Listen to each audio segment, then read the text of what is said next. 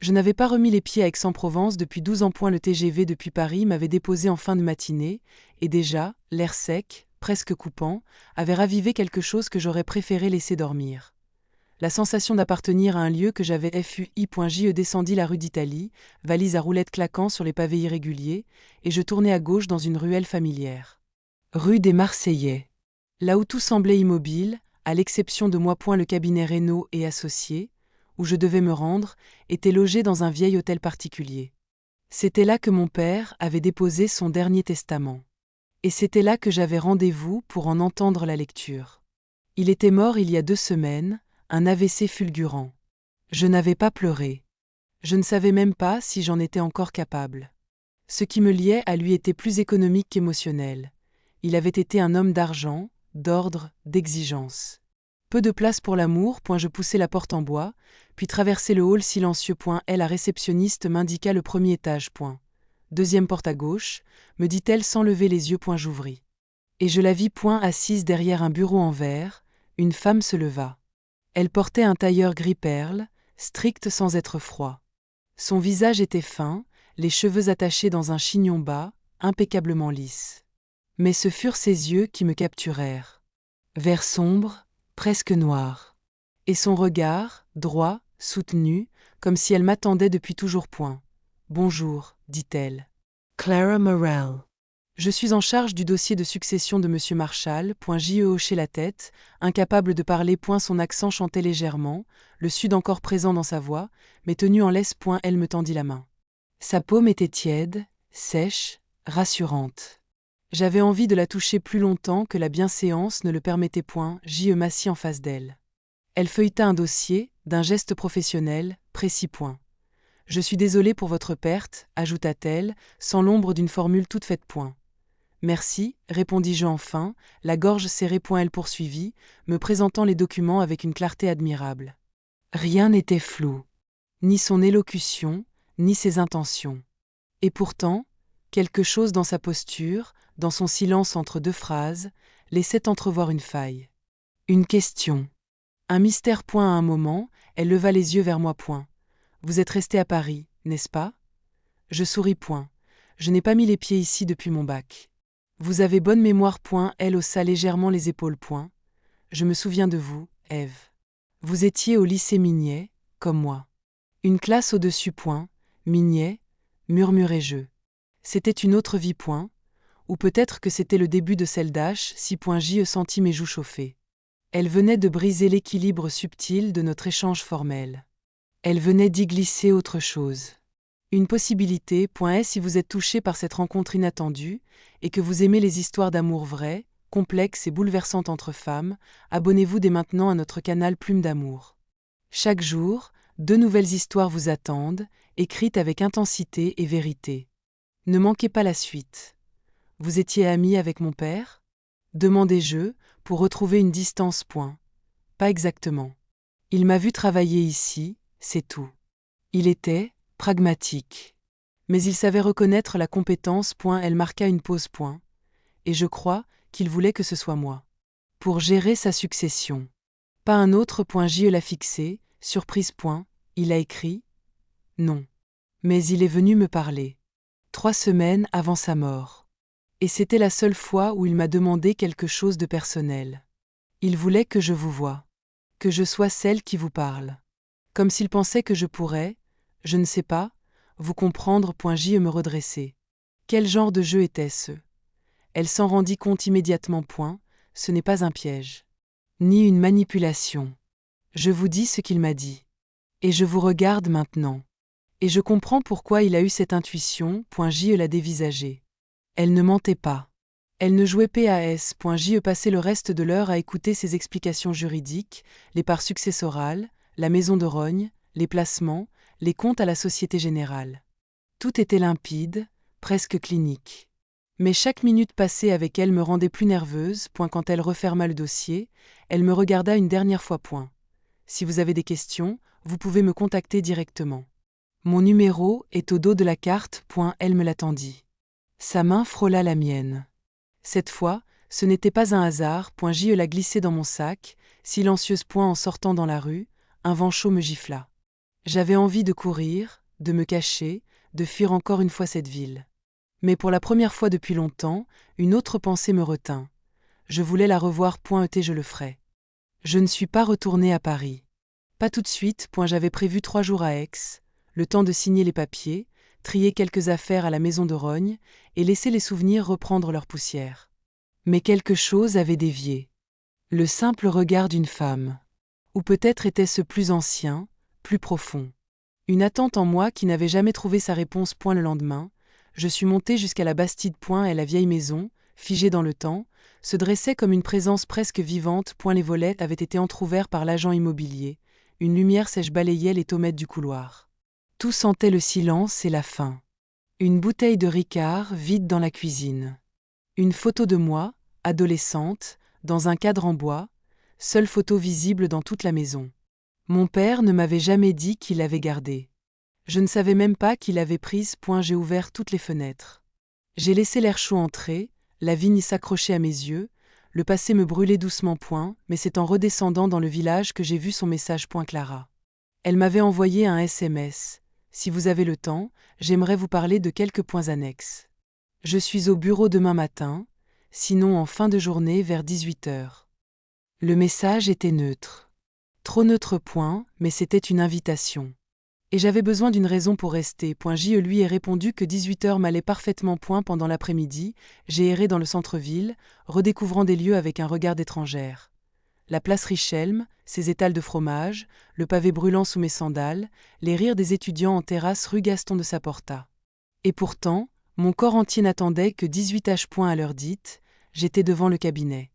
J'avais changé de chemise 3 fois. Quand j'ai poussé la porte, elle était déjà là, debout près de la fenêtre, un dossier fermé sur le bureau. Bonjour, dit-elle. Vous êtes ponctuel. Vous m'avez demandé de venir, répondis-je, tentant un ton léger. Oui. Enfin, c'était une excuse. Je n'ai rien d'urgent à vous faire signer. Elle s'arrêta. J'avais envie de vous voir. Ce prénom dans sa bouche me fit frissonner. Je ne répondis rien. Je la regardais simplement. Elle portait une robe ce soir-là, longue, bleu nuit, nouée à la taille. Rien d'ostentatoire, mais tout en elle était contrôle et précision. Et cette tension discrète qui semblait vibrer juste sous la surface. Vous êtes à Rogne, non ? Demanda-t-elle. Oui. La maison est restée intacte. Comme un mausolée. Je ne sais pas encore quoi en faire. Elle vous appartient désormais. Vous pouvez en faire ce que vous voulez. J'y hochai la tête. Mais ce n'était pas de mur et de toit dont j'avais envie de parler. Et vous ? Vous vivez à Aix depuis toujours ? J'ai quitté un moment. Paris. Bordeaux. Mais je suis revenue. Comme vous. Non. Moi je suis de passage. Elle s'approcha, doucement. Est-ce que vous êtes sûr de ça ? Je ne savais plus. Je n'étais plus sûr de rien. Était ses yeux. Toujours ces yeux noirs, cette profondeur étrange. Pourquoi vous me regardez comme ça ? Demandai-je. Parce que j'essaie de comprendre si ce que je ressens est partagé. Je ne put répondre. Mes jambes tremblaient. Mon ventre se serra. Clara, elle tendit la main, sans un mot. Je la pris. Elle était chaude. Cette fois, elle ne me lâcha pas. Nos visages se rapprochèrent. J'entendais son souffle. Le mien était devenu rauque, incertain. Nos bouches ne se sont pas touchées tout de suite. Il y avait entre nous une distance d'un souffle. Une hésitation. Je ne devrais pas faire ça, murmura-t-elle. Alors ne le fais pas. Mais je n'avais pas bougé. Ni elle est le c'est elle qui m'embrassa la première. Un baiser lent, mesuré, presque chaste. Mais je sentis immédiatement que ce n'était pas un jeu. Ni une curiosité. C'était une faille qui s'ouvrait. En elle. En moi. Quand elle se recula, je crus qu'elle allait s'excuser. Au lieu de ça, elle ferma les yeux un instant, puis dit « Je n'ai jamais fait ça avec une cliente. Je ne suis pas votre cliente. Si, Ève. Vous l'êtes. Et ça rend tout plus compliqué. Et si on oubliait les rôles ? Un instant. Elle me regarda. Et dans ce regard, je vis une lutte. Peut-être la même que la mienne. Elle s'approcha à nouveau, m'enlaça. Cette fois, ce ne fut pas un baiser, mais un abandon. Nos corps se pressaient, nos souffles mêlés, les doigts dans les cheveux de l'autre. Son parfum, boisé, discret, enivrant, s'infiltra sous ma peau. Je ne sais pas si c'est une bonne idée, murmura-t-elle. Moi non plus. Mais j'en ai envie. Nous restâmes ainsi longtemps, dans le cabinet désert, le jour tombant à travers les persiennes. Je sentais sa main dans mon dos, son cœur battre contre le mien. Et je compris que j'étais déjà en train de tomber. Quand je quittai l'immeuble, plus tard, la ville était rose, suspendue dans une chaleur douce. Je montai jusqu'à la cathédrale Saint-Sauveur. Je m'assis sur un banc. Et je ne fis rien. Je regardais simplement le ciel viré à l'indigo, et je sus que ma vie venait de basculer. Clara. Elle allait tout changer. Je n'ai pas dormi cette nuit. Je suis resté allongé sur le lit de mon enfance, dans cette chambre que le temps avait rendue étrangère. Les murs encore couverts de posters fanés, une étagère de vieux livres de poche, les mêmes rideaux fleuris. Rien n'avait bougé. Tout était resté figé, comme si on m'avait attendu. Mais moi, je n'étais plus cette fille. Et Clara. Clara avait fissuré quelque chose que je croyais scellé. Je me suis levé à l'aube, pieds nus sur les tomates froides, j'ai ouvert les volets sur le jardin. La lumière rasante de juillet découpait les vignes, et au loin, le massif du Luberon dessinait une ligne bleue contre le ciel. C'était d'une beauté insoutenable. Et pourtant, j'étais incapable de m'en réjouir. Je pensais à ses lèvres, à sa main dans ma nuque, à la façon dont elle m'avait regardé, après. Comme si elle n'avait pas prévu cette vérité. Je ne savais pas si elle me recontacterait. Je ne savais même pas si j'en avais envie. Vers 9h, j'ai reçu un appel. Je crus que ce serait elle. Mais non. C'était le notaire principal du cabinet, maître Reynaud, une voix grave, bienveillante, qui m'invitait à passer le voir dans la journée. Et elle voulait discuter des dispositions spécifiques laissées par mon père. Je m'y rendis vers midi. Clara n'était pas là. Reynaud, costume 3 pièces, 60 ans passés, m'accueillit dans son bureau boisé, chaleureux, avec vue sur la cour intérieure. Mademoiselle Marchal, je suis sincèrement désolée pour votre père. J'ai travaillé avec lui pendant 30 ans. Merci, dis-je poliment. Elle m'expliqua, très calmement, qu'il restait un point non abordé dans la lecture précédente. Une clause discrétionnaire. Il a laissé un fonds, environ 400 000 €, hors succession directe. Une sorte de réserve privée. Et c'est à vous seul d'en décider l'usage. Je fronçai les sourcils. Pourquoi ça ne m'a pas été dit dès le début? C'est une clause qu'il a ajoutée 3 semaines avant sa mort. Il l'a confiée à moi seul. C'était son choix. Et il n'a pas précisé ce qu'il souhaitait que j'en fasse. Reynaud hésita. Il a dit que vous comprendriez. Et que vous en feriez quelque chose de juste. Je le fixai, sceptique. Mon père n'avait jamais cru à la justice. Il croyait à l'ordre, à l'efficacité, à la peur. Et pourtant, il me laissait là, avec une enveloppe morale de 400 000 €, comme un test.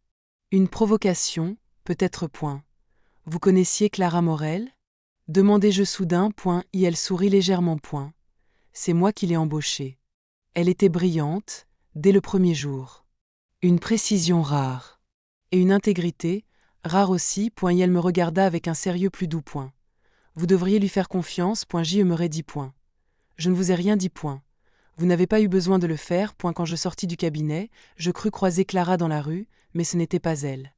Une silhouette, une illusion. Je rentrai à Rognes, plus confuse que jamais. Vers 17h, le portail gronda. Une voiture blanche s'arrêta devant la maison. Elle sortit. Clara. Sans prévenir. Je descendis à sa rencontre, pieds nus, les cheveux attachés à la va-vite, un t-shirt trop grand. Elle portait un jean brut, un débardeur noir, ses cheveux défaits pour la première fois. Et ce regard. Toujours ce regard. Tu ne répondais plus, dit-elle simplement. Je pensais que c'était plus simple ainsi. Ce n'est pas simple, Ève. Rien de tout ça ne l'est.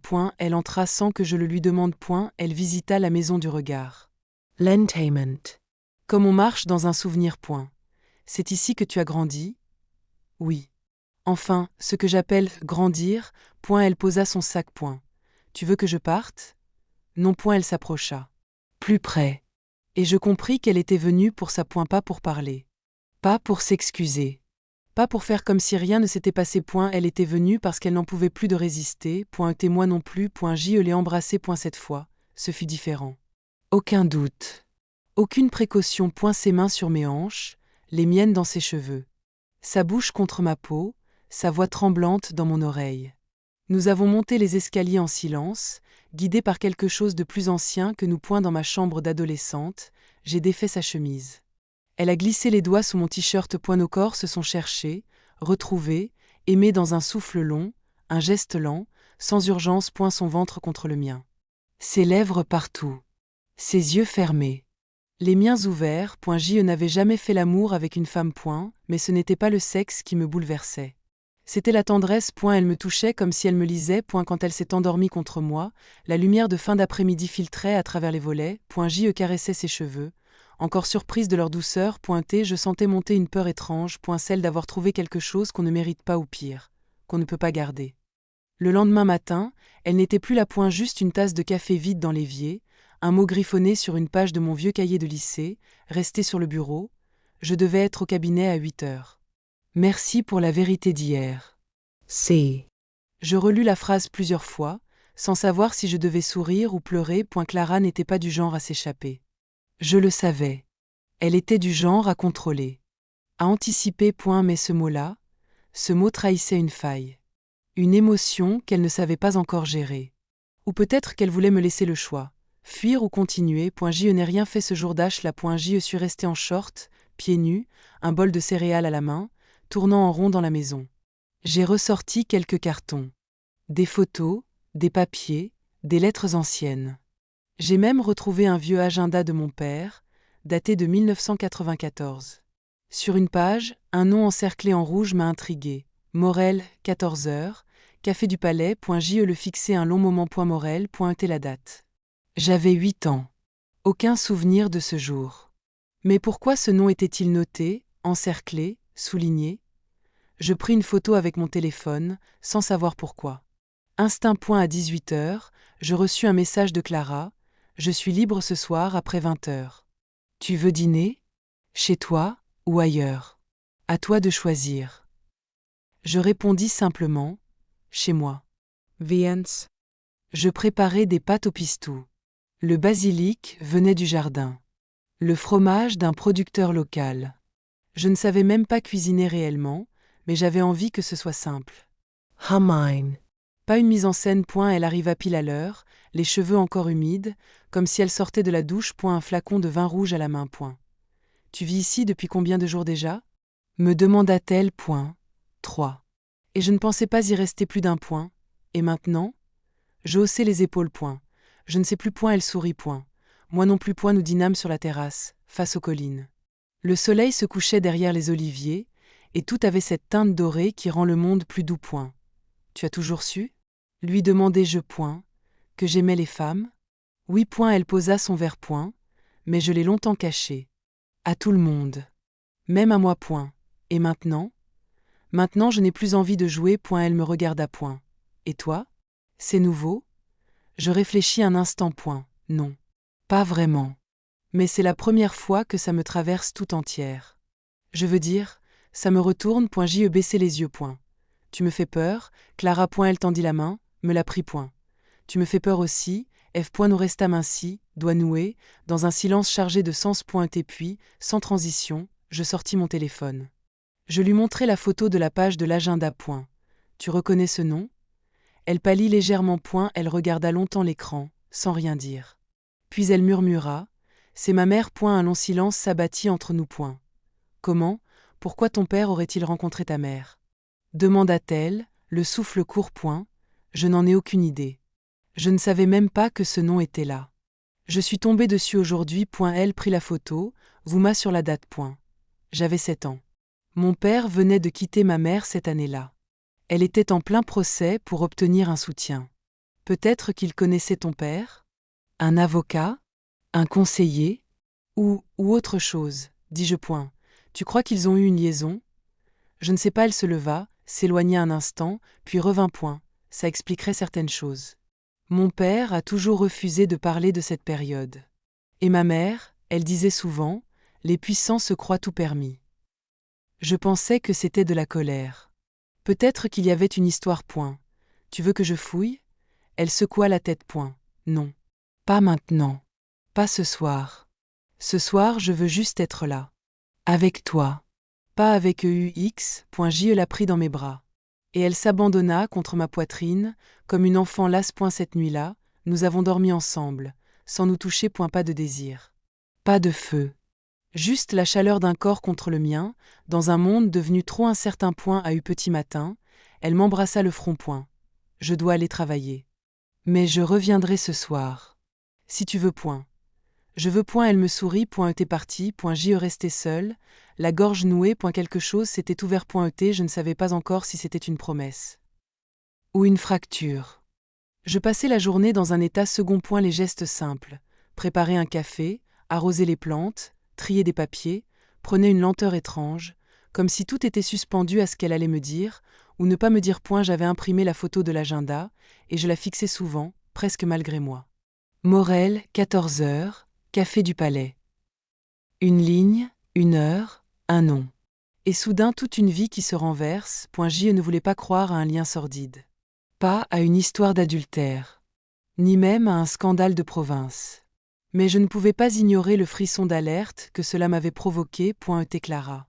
Clara savait aussi. Elle avait reconnu ce prénom trop vite. Il y avait dans son silence quelque chose de retenu, de contenu, et d'un peu douloureux. À 19 heures, je l'attendais sur la terrasse. Elle arriva en robe blanche, les cheveux relevés, une fine chaîne d'or autour du cou. Elle avait l'air fatiguée. Mais belle. Incroyablement belle. J la regardait poser son sac, s'asseoir face à moi, et j'eus envie de tout arrêter là. Ne pas parler, ne pas chercher, juste l'embrasser et oublier. Mais je savais qu'on ne peut pas aimer vraiment en fuyant les nœuds. Tu veux boire quelque chose ? Demandai-je. Juste de l'eau. Il a fait une chaleur atroce au bureau. Et Renaud a parlé de toi toute la journée. De moi ? Pourquoi ? Il t'aime bien. Il pense que tu pourrais t'installer ici. Monter quelque chose. Un cabinet. Une galerie. Un projet. Il rêve. Peut-être. Mais c'est contagieux, son idée. J'y ai pensé aussi. Elle marqua une pause. À toi ici. Et à moi avec TOI. J'y sentis ma gorge se serrer. Clara. Attends. Elle tendit la main, attrapa la mienne. Je ne veux pas qu'on commence quelque chose de faux. Ni d'incomplet. Et je crois qu'il faut qu'on se dise tout, maintenant. Avant que ça nous dépasse. J'y restais muette. Je savais ce qu'elle allait évoquer. Ma mère s'appelait Florence Morel, dit-elle. Elle est morte en 2019. Cancer du pancréas. Elle parlait d'une voix calme, maîtrisée, mais je sentais la tension dans ses doigts. Elle a élevé mon frère et moi seule. Mon père est parti quand j'avais 6 ans. Elle a toujours dit qu'elle avait été trahie, manipulée, humiliée. Mais elle ne voulait jamais entrer dans les détails. Elle marqua une pause. Elle fréquentait le Café du Palais, sur le cours Mirabeau, tous les mercredis. C'était un rituel. Et maintenant, en voyant cette page, je me demande si ton père n'était pas cet homme qu'elle attendait. Tu penses qu'ils ont eu une liaison ? Je pense que c'est possible. Mais ce n'est pas ça qui m'inquiète. Ce qui me trouble, Ève, c'est ce que ça veut dire pour nous. J la regardait, le cœur battant. Tu crois qu'on est liés par ça ? Que c'est sale, honteux, impossible. Elle se leva, fit quelques pas, puis se retourna. Non. Je ne crois pas que ce soit honteux. Je crois que c'est compliqué. Et je ne veux pas que ce qu'il y a entre nous devienne une revanche ou une répétition. Je veux que ce soit neuf. À nous. J me levai, la rejoignis. Ce que je ressens n'a rien à voir avec eux. Rien. J posait ma main sur sa joue. Tu n'es pas un transfert, Clara. Tu n'es pas un détour. Tu es le seul endroit où j'ai envie d'aller. Elle ferma les yeux. Une larme coula. Tu veux vraiment ça ? Oui. Même si j'ai peur. Elle se blottit contre moi, longtemps. Et ce soir-là, nous avons cuisiné ensemble. Des œufs brouillés, une ratatouille, une tarte au citron achetée chez Béchard. Nous avons ri. Beaucoup. Pour la première fois sans tension. Et plus tard, dans le lit, quand nos corps se sont retrouvés, c'était doux, profond, presque silencieux. Elle murmurait mon prénom comme une prière. Et moi, je sentais que je tombais amoureuse. Mais quelque chose me rattrapait, comme une voix sourde. Il restait une vérité à découvrir. Je n'étais pas prête à l'éviter. Le lendemain matin, Clara partit au. Moi. Je pris ma voiture et je roulai jusqu'à Marseille. J ne lui avait pas dit. Mais je voulais comprendre ce que mon père avait pu cacher. J'avais rendez-vous aux archives départementales. Dans le 3. Un archiviste, un certain monsieur Lévy, m'attendait. Il avait retrouvé des dossiers concernant des plaintes déposées entre 1993 et 1995, avec le nom de Florence Morel. Elle me tendit une chemise Kraft. ce n'est pas un dossier judiciaire. Juste une main courante. Difficile à interpréter sans contexte. J.E. Louvry. Une page, tapée à la machine. Le 16 mars 1994, Madame Florence Morel signale à la police une tentative de pression morale et de chantage financier exercée par un certain Monsieur M. Elle indique qu'elle craint pour son intégrité, mais ne souhaite pas porter plainte. Aucun suivi judiciaire. Monsieur M.I. Elle n'y avait pas de prénom. Pas d'adresse. Rien. Mais je savais. Je sentis le sol se dérober sous mes pieds. Je suis sorti des archives avec la sensation d'avoir le souffle coupé. Le ciel de Marseille, lourd de chaleur, semblait m'écraser. Chaque pas dans la rue me demandait un effort immense, comme si ce que je venais de lire m'avait volé une partie de mon équilibre. Pression morale. Chantage financier. Et ce monsieur M dont Florence Morel ne voulait pas dire le nom. Mais moi, je le connaissais. Tout, soudain, prenait une autre couleur. Une teinte plus sombre, plus incertaine. J.E. montait dans la voiture sans savoir où aller. J.E. prit la direction d'Aix mécaniquement, les mains tremblantes sur le volant, incapable de penser droit. Mon père. Clara. Moi entre les deux. Un héritage que je croyais administratif et qui devenait viscéral, brûlant. Je ne savais pas encore si je devais le lui dire. Mais je savais que je ne pouvais plus le porter seul. Quand j'arrivai à Rognes, la maison me sembla différente. Plus étrangère. Comme si elle savait. Elle aussi. Clara n'était pas là. Son sac n'avait pas bougé. Mais son parfum avait disparu. J.E. l'appelait. Pas de réponse. J'envoyai un message. Je suis rentré. Il faut qu'on parle. Vraiment. Pas de réponse. Les heures passèrent. Vers 21h, je m'apprêtais à repartir en voiture quand j'entendis le portail. Elle entra, à pied, ses talons claquant contre les pierres. Elle était en colère. Je le vis tout de suite. Mais contenue. Toujours. Tu es allé à Marseille ? Dit-elle, sans même me saluer. J.E. hochait la tête. Oui. Tu aurais pu me le dire. Je ne savais pas si je devais. Je ne voulais pas t'impliquer. Avant d'être sur. Elle s'approcha, les bras croisés. Et maintenant, tu le hais ? Je n'osais pas parler. Je sortis la photocopie de la main courante de mon sac. Je la lui tendis. Elle la lut en silence. Longtemps. Quand elle releva les yeux, ils étaient pleins d'eau, mais secs. Aucune larme ne tombait. C'était pire. C'était de la douleur solide. De celle qui durcit les traits. C'est lui ? Oui. Et toi, tu crois quoi ? Qu'il a profité d'elle ? Qu'il l'a menacée ? Ou qu'elle a menti ? Je m'approchai. Je ne sais pas. Je sais juste que ça ne change rien à ce que je ressens pour toi. Elle se détourna. Mais si, Ève. Ça change tout. Elle respirait fort. Tu es la fille de l'homme qui a peut-être brisé ma mère. Tu comprends ce que ça fait ? Tu comprends la boucle que ça crée ? Moi qui tombe amoureuse de toi ? Toi, ici, dans cette maison qui symbolise tout ce qu'on ne m'a jamais permis d'avoir ? Je ne répondis pas. Je la laissai dire. Parce qu'elle avait raison. Je t'aime, dit-elle soudain, presque dans un souffle. Moi aussi. Mais je ne peux pas t'aimer si je porte encore cette histoire en moi.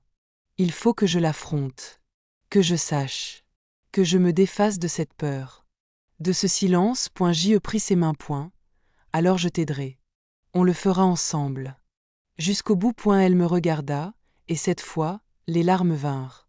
Silencieusement. Et je les accueillis. Toutes. Nous sommes restés debout, dans le jardin, sous les cyprès, à pleurer des douleurs anciennes, à déposer les armes. Le lendemain, nous sommes retournés à Aix, ensemble. Pas au cabinet. Mais dans le grenier de la maison de Rognes, que je n'avais jamais vraiment exploré. Nous cherchions des preuves. Une lettre. Un carnet. N'importe quoi. Dans une malle en cuir, sous une bâche, nous avons trouvé une boîte en métal. Fermée par un vieux cadenas.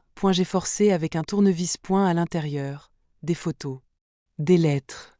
Et un carnet noir. Le carnet de mon père. Écriture fine, régulière. Des notes, des pensées. Et soudain, une page, datée de mars 1994, Florence est venue au palais. Elle me menace. Elle veut que je l'aide. Elle dit que l'enfant est peut-être de moi. Je ne veux pas la croire. Elle se sert de cette histoire pour m'obtenir de l'argent. Mais elle est instable. Je ne veux pas de scandale. J'ai proposé une solution. Discreet. Definitive. Clara blêmit. L'enfant ? Murmura-t-elle. Ton frère est né cette année-là? Elle hocha la tête. En novembre. Je sentais le sol se dérober sous moi. Tu crois qu'il parlait de ton frère? Je crois que je ne veux pas y croire. Mais elle relut encore. Et encore. Solution. Definitive. Tu crois qu'il a payé ma mère pour qu'elle disparaisse? Je ne savais pas. Tout était trouble. Mais je savais une chose. Tu veux qu'on fasse un test? ADN? Pour savoir? Elle hésita. Puis ferma le carnet. Non. Pas maintenant. Pas comme ça. Je veux t'aimer librement, Ève. Pas sous le poids d'une hypothèse. Je m'approchai. Alors laisse-moi t'aimer aussi. Sans histoire. Juste nous. Elle posa le carnet sur la table. Et m'embrassa. Faute. Longtemps. J'ai besoin de toi. Maintenant. Cette nuit-là fut plus qu'un abandon. Ce fut une promesse. Peut-être une renaissance. Je crois que c'est cette nuit-là, en la regardant dormir nue contre moi, que j'ai compris. Qu'il n'y aurait pas de retour possible. Ni vers ma vie d'avant. Ni vers l'ignorance. Ni vers le confort fragile d'un amour protégé du passé. Aimer Clara, c'était choisir de plonger, dans l'incertitude, dans l'héritage, dans la vérité. À eu petit matin, je me suis levée sans bruit. J'ai marché dans le jardin pieds nus, la lumière encore bleue sur les pierres, l'odeur de figues chaudes montant déjà du verger. Tout semblait paisible, mais en moi, un compte à rebours avait commencé. Je savais ce que je devais faire. Même si Clara n'en avait pas parlé depuis 2 jours. Même si elle voulait remettre le test ADN à plus tard. Je l'ai commandé. Discrètement. Sur un site français, fiable, accrédité. J'ai donné mes coordonnées, j'ai choisi l'envoi en poste restante. J'ai attendu. Pendant ces jours, nous avons vécu comme dans une parenthèse. Elle allait au cabinet. Moi, je travaillais à vider la maison. Je triais, je jetais, je gardais. Chaque soir, elle revenait. Et chaque nuit, elle restait. C'était doux. C'était presque normal. Mais ce n'était pas stable. Car au fond, il y avait ce doute. Le carnet. Toujours fermé, mais présent sur la table basse, comme un témoin muet. Le test arriva 4 jours plus tard. Un petit colis blanc. 2 écouvillons. Des instructions. Simples. Glacial. Je n'en ai pas parlé à Clara tout de suite. Je voulais lui laisser le choix. Le vrai. Le soir, après le dîner, alors qu'elle rangeait les verres dans le lave-vaisselle, je posai la boîte sur la table. Elle s'arrêta net. Ses épaules se tendirent. Puis elle se retourna lentement. Tu l'as commandé. Oui. Un silence. Et tu veux qu'on le fasse? Demanda-t-elle d'une voix très calme. Non. Je veux que tu décides. Moi je suis prête. Mais si tu refuses, je comprendrai. Elle me regarda longuement. Je ne veux plus avoir peur. Elle ouvrit la boîte. Alors on le fait. Nous avons suivi les instructions. Un geste simple. Une tige en coton sur la joue. Un prélèvement sans douleur, mais chargé d'électricité. Nous avons mis les échantillons dans l'enveloppe, collé les timbres, et scellé le tout. Je vais le poster, dis-je. Elle hocha la tête. Mais ses mains tremblaient. Les jours suivants furent suspendus. Nous ne parlions pas du test. Nous vivions comme si. Comme si la vérité ne pouvait pas exister. Mais chaque geste devenait plus tendre. Chaque regard, plus long. Chaque silence, plus lourd. Puis un soir, Clara rentra plus tard que d'habitude. Elle semblait ailleurs. Fatiguée, le regard flou. Tu veux un verre? Demandai-je. Elle refusa. S'assit sur le canapé. Et dit, tout bas. Il y a quelque chose que je dois te dire. Je m'assis à côté d'elle. Mon cœur battait trop fort. Je suis retournée au café du Palais. Je la regardai, surprise. Et j'ai parlé à la serveuse. Celle qui est là depuis 30 ans. Elle se souvenait de ma mère. Et d'un homme en costume, qui venait tous les mercredis pendant quelques mois. Discrète. Un habitué. Elle ne connaissait pas son nom. Mais elle m'a dit qu'il portait toujours une montre Cartier en or. Et qu'il payait en espèces. Mon père avait une Cartier. Toujours. Je sais. Elle se tourna vers moi. Elle m'a aussi dit que ma mère venait parfois seule, et qu'elle pleurait souvent en sortant. Elle ne savait pas pourquoi. Mais moi, maintenant, je commence à comprendre. Elle posa sa tête sur mon épaule. Je ne crois pas qu'il ait aimé. Je crois qu'il l'a utilisé. Et quand elle a voulu dire non, il l'a fait taire. Avec l'argent. Avec le pouvoir. Je ne dis rien. Je ne pouvais pas, mais je sentais mes yeux brûler. Et pourtant, continua-t-elle, je ne peux pas te haïr pour ça. Parce que tu n'es pas lui. Tu es tout ce qui n'a jamais été. Et je pris son visage entre mes mains. Et toi, Clara, tu es tout ce que je n'ai jamais osé désirer. Elle m'embrassa. Doucement. Nous avons fait l'amour ce soir-là comme si le monde pouvait finir au matin. La réponse arriva 5 jours plus tard. Un email. Simple. Objet. Résultat du test ADN. Je le reçut la première. Je restait figé devant l'écran. Puis j'ai couru la chercher dans le jardin. Elle était en train de tailler un rosier. C'est là, dis-je. Elle posa les cisailles. S'essuya les mains sur son short. Et prit mon téléphone. Elle lut. Une minute. 2 puis me regarda. Il n'est pas mon père. Je crus m'effondrer. De soulagement. Mais elle ne souriait pas. Elle pleurait. Ce n'est pas que je l'espérais, murmura-t-elle. C'est juste que maintenant. Je sais que je suis libre. Je la pris dans mes bras. Fort. Très fort. Était tout, enfin, se relâcha. Nos peurs. Nos doutes. Notre passé. Était peut-être, pour la première fois, notre avenir. Ce matin-là, après la lecture du résultat, tout semblait s'être déplacé d'un millimètre. Et la maison était la même. Le soleil brûlait toujours les pierres, les cigales stridulaient avec cette insistance provençale presque insolente. Mais en moi, quelque chose avait changé. Clara dormait encore. Je la regardais depuis la porte, le drap glissait le long de ses hanches, sa respiration calme. Elle avait pleuré dans la nuit. Longtemps. Mais c'était une autre sorte de larmes. Des larmes de faim. Ou peut-être de commencement. Je suis descendu faire du café. Pour la première fois depuis mon arrivée à Rognes. J'ai su que je n'étais plus de passage. Je n'avais pas encore les mots. Mais je savais, je voulais rester. Pas pour la maison. Ni pour le souvenir de mon père.